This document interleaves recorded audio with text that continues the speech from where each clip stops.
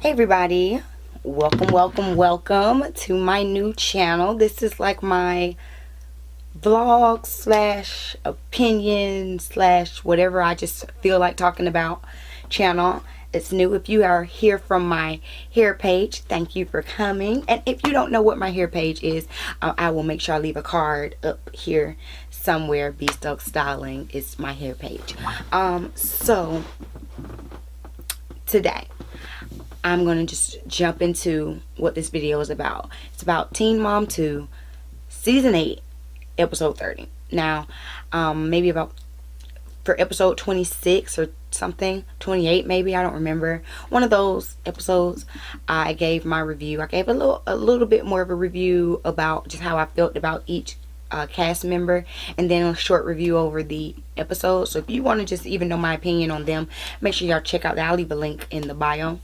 But today we're going to talk about episode 30. Let's just start with the easy ones, and then I'll save the best for last. Okay. Chelsea and Cole. So Chelsea and Cole go to check out where Adam will be doing his visitations, which is really sad. First of all, I don't blame her.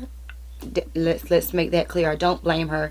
He has been, he's a known drug addict. I wouldn't want my child to be anywhere besides supervised visits, so I respect what she did. It's just a very sad thing to have to do, and I can only imagine how difficult it is to explain that to Aubrey. So I do feel sorry about him. Cole, I do, again, if y'all know, I love Cole. I think he was very supportive, and it's unfortunate that the MTV cameras couldn't at least just see what the facility was like, just so we could kind of see, is it like sketchy, like are they in like this glass room, like I don't know, like I've never been in a facility like that. So hopefully it won't traumatize Aubrey, and hopefully Adam can learn that he doesn't want to be visiting his child in a place like that. Next we have Kaylin and Leah. So the episode starts out with them still in Hawaii. They go skydiving, which, y'all, seriously, that looked kind of fun. Like, I think I would do that. I mean, because it's not like you're doing it by yourself. Like, I wouldn't just jump out of the plane by myself. But with a professional, it looked fun. It looked invigorating. So I thought that was really cool. What did she do? What did she do? Talk about her baby's father, who's not providing for her child. But I don't want to be rude, but when you're dating a guy and messing with a guy for a few months while your husband's deployed and you end up pregnant, I don't know what you really expect. You didn't give him, you didn't even properly date this person, so you don't know this person's character. So the fact that he is uninterested in being in this child's life is very sad, but it's not surprising. Moving on to Leah, because that's all I got to say about Kaylin. Like, she was very blah this episode. Moving on to Leah. It's extremely sad how they just dropped her baby's aid. Like, what do they expect? Now, if she has been issued, and which is a point to say, if she has been issued a aid for her child because her child can't carry her book bag, she can barely walk around the school or play, or she's clearly has a disability. If they issued her an aid, it's the school's job to provide it. And then on top of that, to wait to the last minute to say that the aid is being transferred. Okay, there's still the school's responsibility, I believe, to come up with an alternative. I feel really sad for them. I would address the principal. I would, if the principal ain't got something to say, I would move on to the superintendent. I would be very upset about that. And the sad the sad truth is, Leah will probably within the next school year be homeschooling. Who's that? Allie. Which is really sad, because of course she's already has this disability. You know, she has a twin sister who's going to be able to go to school, but then she's being homeschooled, she's being taken away from her friends. But if she just doesn't have the strength, and it's clear that as she's getting older, which is like what they told her, you know, when her baby was young, as she's getting older her health will decline, which is very sad. And it's hard for me to watch on TV.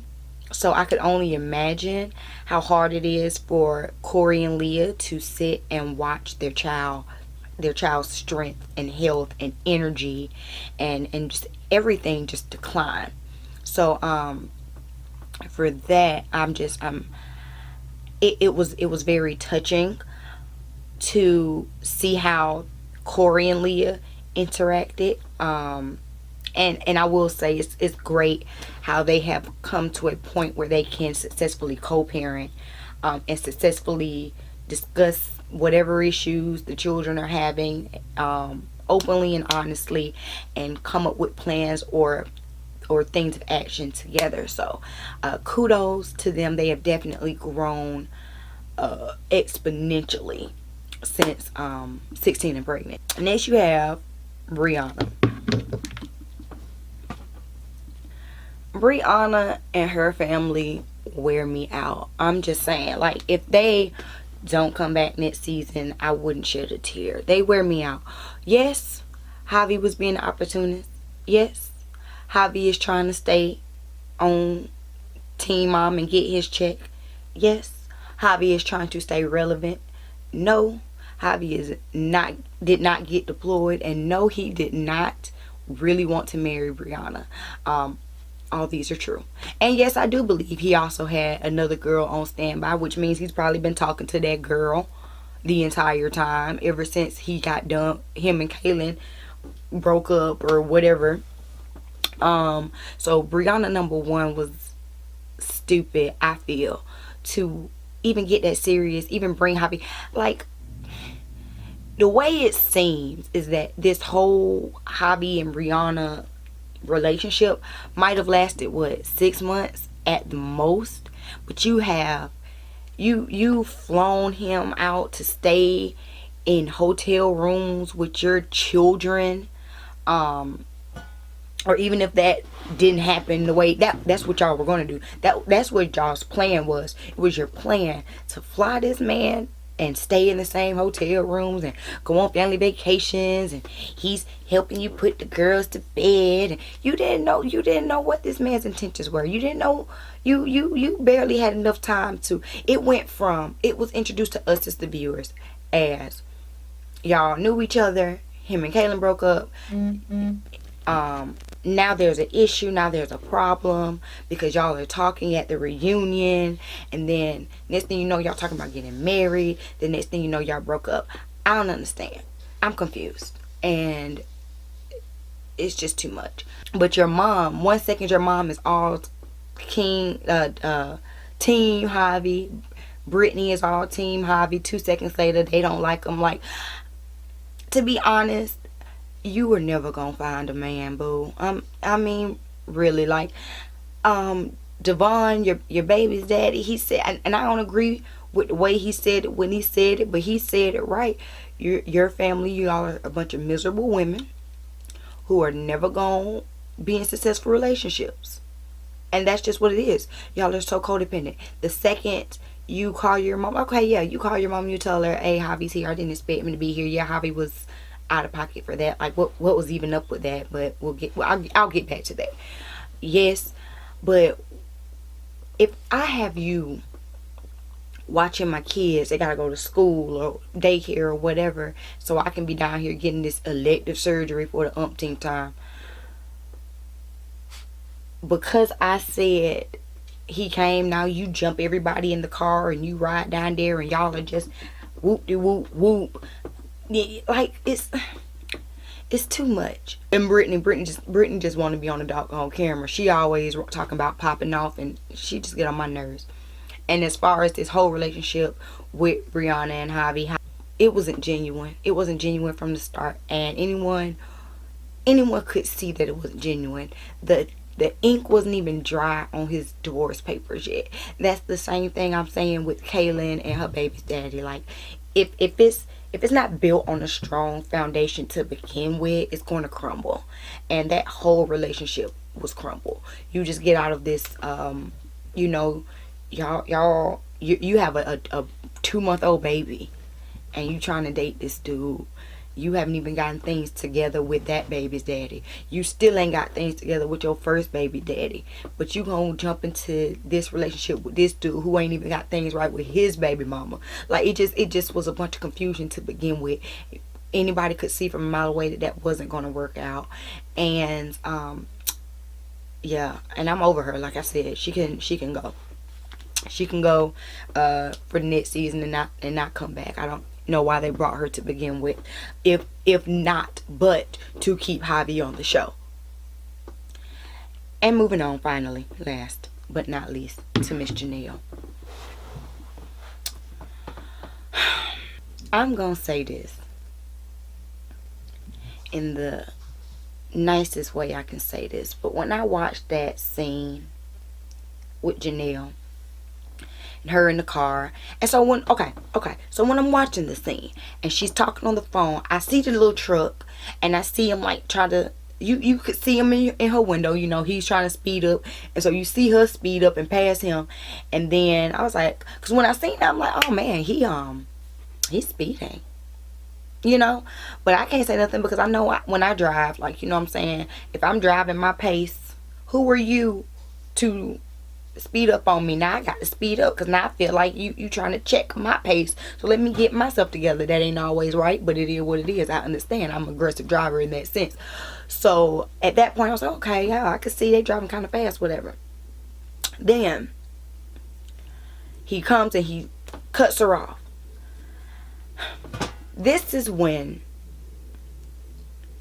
her privilege came into play for me. It is at this moment that Janelle's privilege began to shine through. Because he cut her off. Now, me, I'd have just honked my horn. I probably would have laid on that horn. And then let it go. I mean, you go do your thing. Okay. Then she proceeds to tell Jace, give me your phone, I'm gonna call the police. Alright, cool. You call the police. You let the police know, hi, this guy just cut me off, whatever. Like, okay, cool, whatever. Give them the license plate number and keep it moving, because in all honesty they probably not gonna do anything about it. They hear you. There's more important things in this world that the 911 dispatchers could be dealing with than some guy cutting you off. But then you proceed to follow this person. Now, we are in 2018. People are crazy.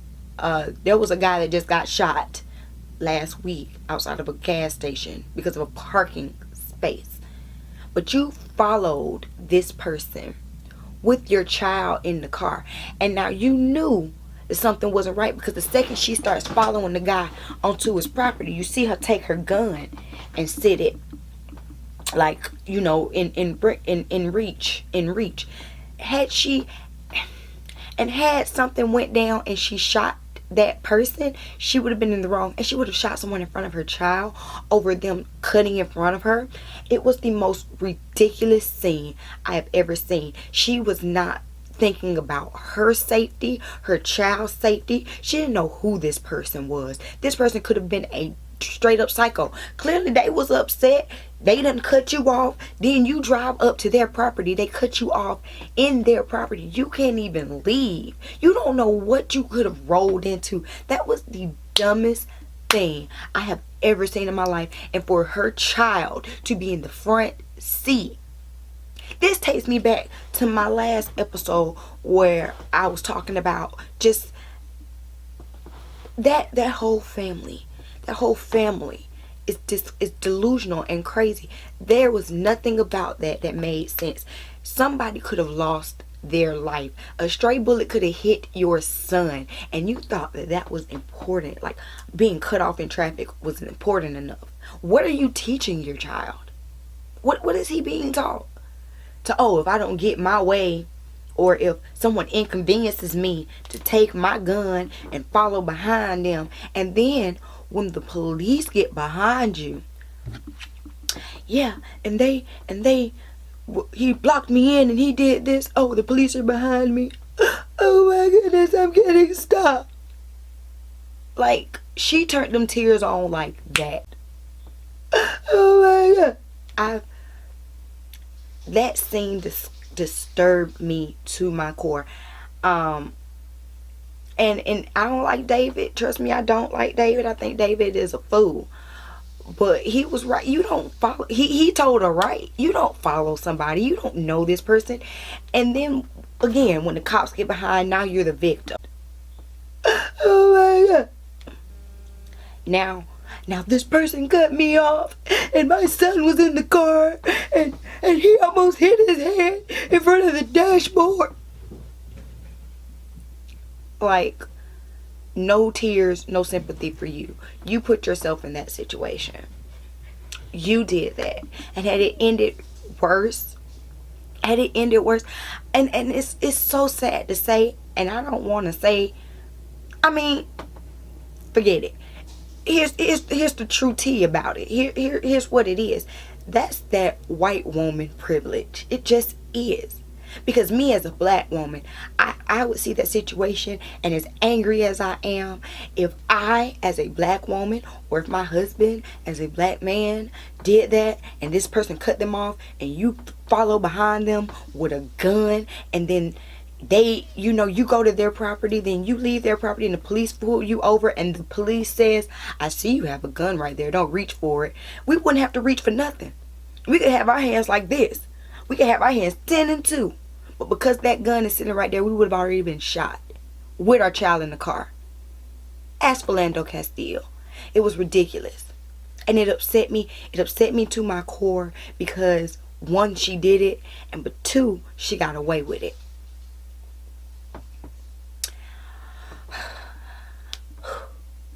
Woosah. On that note, you guys, that's how I felt about Teen Mom 2, season 8, episode 30. Next week is the season finale. In all honesty, I'm just so invested in Teen Mom that I keep watching it. But in all honesty, it makes my blood boil. I look forward to Teen Mom OG coming back, to be honest with you, because Teen Mom 2 has really perturbed me because of Janelle and Brianna this season. Everybody else, and even Kaylin, because I don't really like her, but I can tolerate her. And I thought Janelle was getting better, but no. And we're going to see next week how just this incident explodes with Barbara, because, I mean, she's going to use that against her daughter, so we'll see. I will definitely be back next week to give y'all my opinion on the Teen Mom 2 season finale. Make sure, again, you like, share, and subscribe. Hit the bell when you subscribe so that you don't miss out on any more of my videos. If you like my look today, on my hair, my makeup, even though it's kind of smudged because I've been at work all day, y'all make sure y'all check out my beauty page. Again, I'm going to leave a link down below, as well as something up here on the screen. Be Stoked Styling. Make sure you visit my website as well, which I'll leave a link down below, www.bestokedstyling.com. That's if you like this wig, because she is a custom unit made by me. And make sure y'all go check out some of my other videos. Peace.